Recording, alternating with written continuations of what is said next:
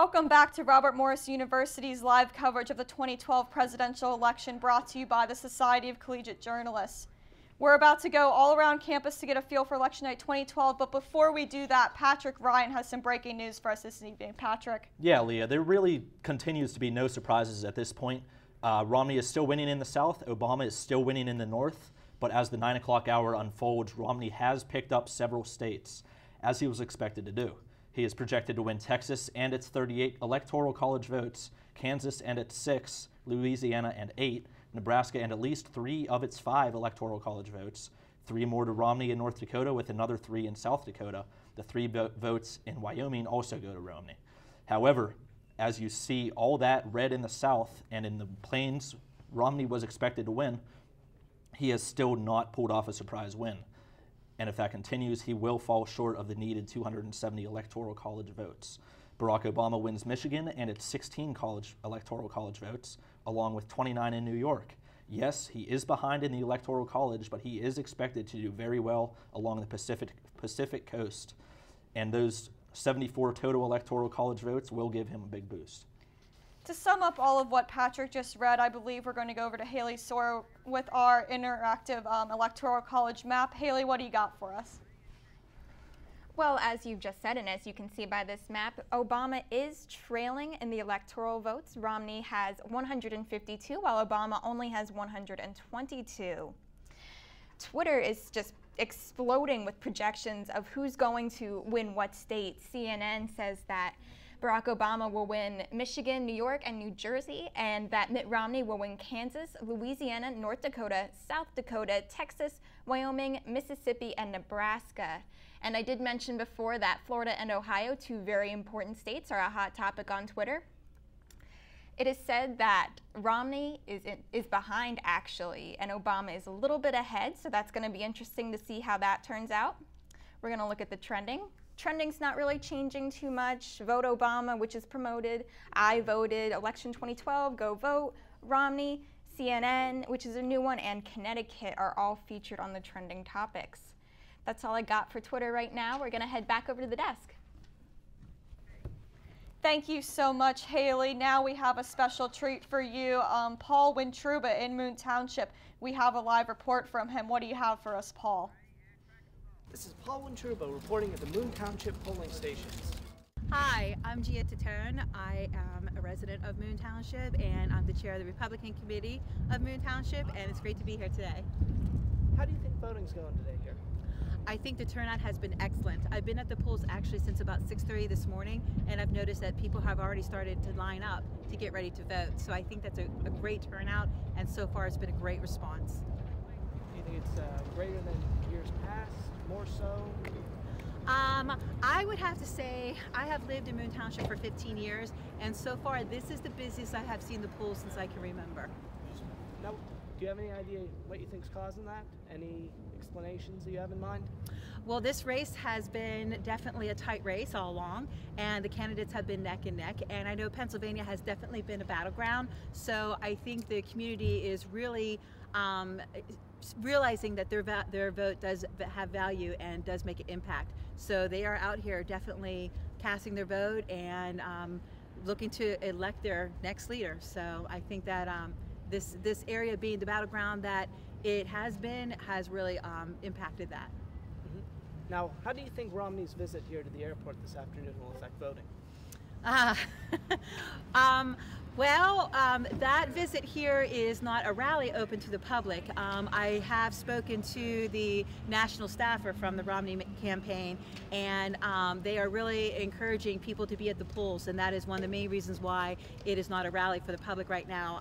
Easily 30,000 people tend to show up at rallies, and that could be pulling people not only from Moon area, but from surrounding areas as well. I have been contacted from individuals as far as Cranberry and such inquiring about Romney's visit.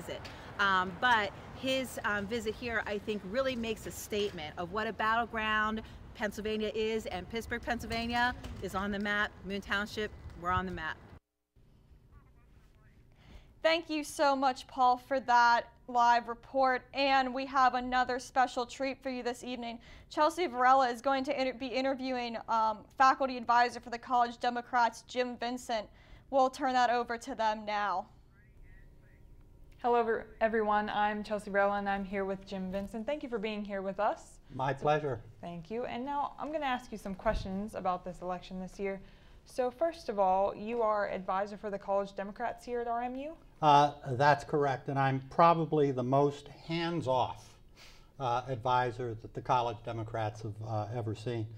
It was really amazing this year. A number of young people pulled it together.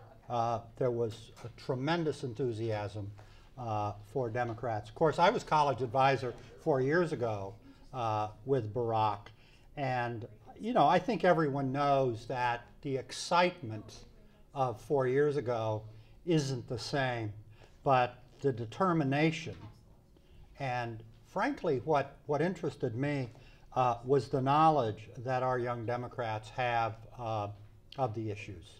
So I'm very proud to be the advisor, and I wish I could take credit for their good work, but they're students who did it themselves. Absolutely, that's wonderful. And what about your own political involvement when you were in college? Well, thank you, Chelsea. I noticed on Facebook today a student who's 18 said this was the worst campaign in his memory. You know, and I said to him, I actually remember Nixon. So, you know, my involvement started early. I graduated from a small liberal arts college in Ohio in 1965. We were in the midst of the Vietnam War. The civil rights movement had just begun. So I'm an old liberal, and I worked against the war. I worked in the civil rights movement. One of my colleagues said to me the other day, a conservative person from the School of Business said, "Jim, you were nothing but a hippie. You never encouraged, never did anything." And I said, well, we stopped the Vietnam War and we integrated Americans' public schools. So I was pretty proud of that. And you know, my political interest has remained strong ever since. Yeah, it's always wonderful, no matter what your views are, to be politically informed and involved, and it's always a wonderful thing to see.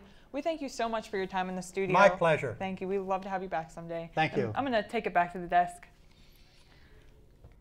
Thank you, Chelsea and Jim. Next in our broadcast, we will transition to Tiffany Brandon over in Romo's Cafe. What do you have for us?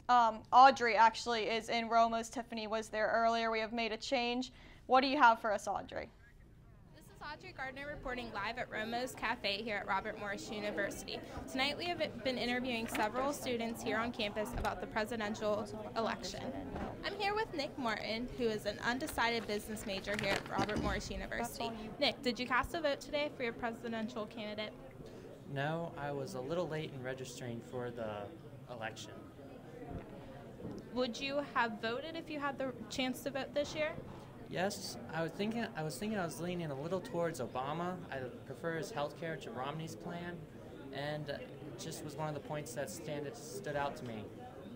I'm here with Samantha Williams, a social sciences education major here at Robert Morris University. Sam, did you cast a vote in this year's presidential election, and what were some of the reasons you picked your candidate? I did vote, and I picked my candidate because I feel that they need another 4 years to better help the economy improve more and get the job market back up and show that the past 4 years will be worth it once you see the next 4 years. Reporting live at Romo's Cafe, this is Audrey Gardner. Back to you at the studio.